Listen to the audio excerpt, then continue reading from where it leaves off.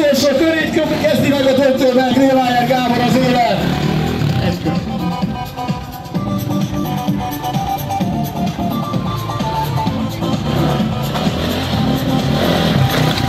Eltört a keze. Gábornak problémái vannak egyébként. Eltört a keze. Azt nekem megsúgta. Eltört a keze. Nem, egyébként nincs baj. Hát csak eltört a keze, nincs nagy baj.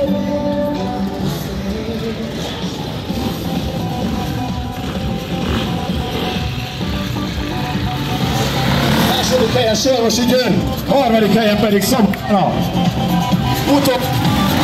Utolsó kör.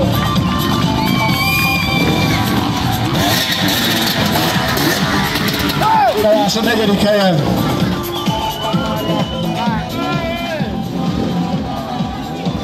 Barna.